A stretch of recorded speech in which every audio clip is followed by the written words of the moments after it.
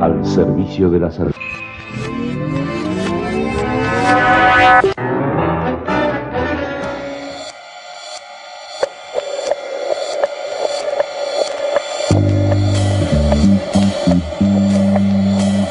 Desde la intimidad de su atelier repleto de pinceles, telas y cuadros, el gran artista plástico Pérez Celis nos recibió y charló con nosotros acerca de su vida y de sus obras.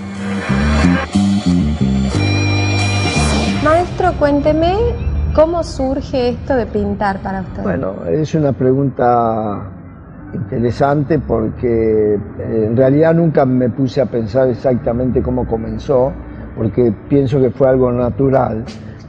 Comienza un poco en la escuela primaria, como primer recuerdo de la maestra que llama a mi madre para decir que tenía aptitudes para dibujar, que me enviaron a algún lugar a estudiar.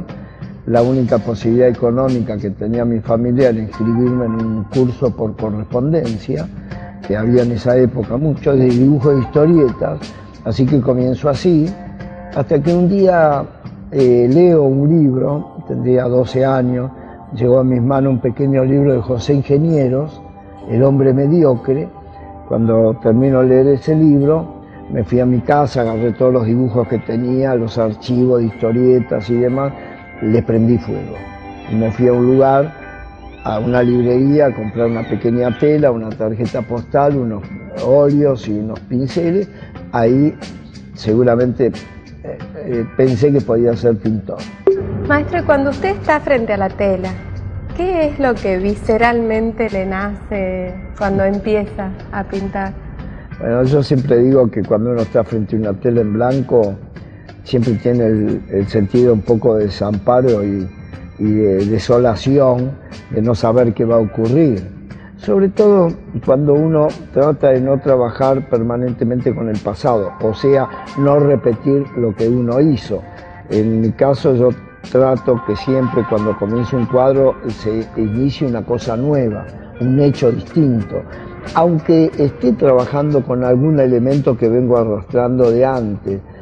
Y ahí es importante estar alerta y receptivo para aceptar lo distinto, lo diferente, que en última instancia va a hacer que ese cuadro sea algo distinto.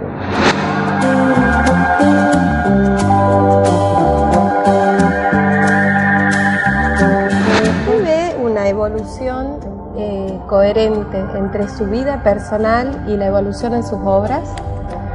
A mí la palabra evolución no me gusta utilizarla mucho en arte, porque yo siempre he dicho que, por ejemplo, la técnica, la tecnología, evoluciona, avanza, pero a la vez envejece.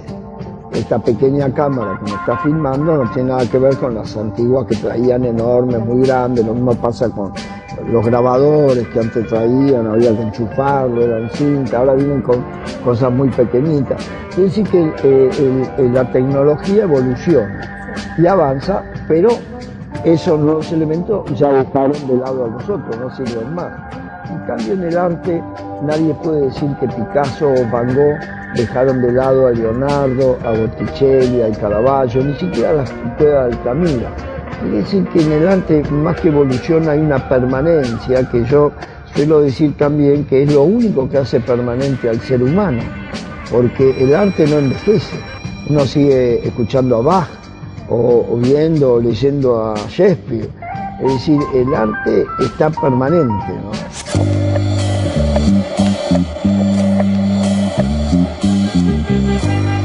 El destino me llevó a ser un viajero. Yo no sé en qué medida fui yo el que me lo propuse, a ser alguien, como también digo, yo he sido un inconsciente que me dejé llevar.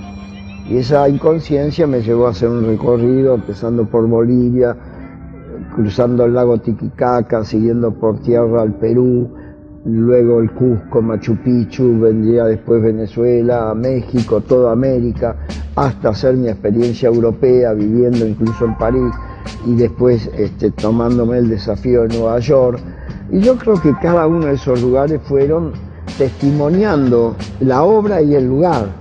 Una vez un amigo me dijo que yo era como una esponja, que donde estaba absorbía, ¿no? Y evidentemente yo creo que mi obra tiene mucho que ver con los lugares que me ha tocado vivir.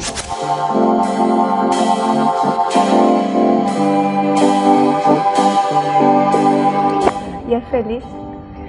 Esa palabra es demasiado grande para un mundo como el que vivimos.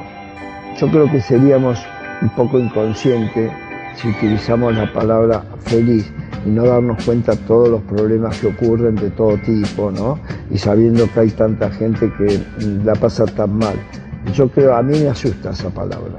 ¿Y qué palabra usaría para decir esos momentitos así que uno tiene? Y no sé si hay una palabra, lo que sé que es un sentimiento de agradecimiento por poder hacer algo que me gusta y que siento.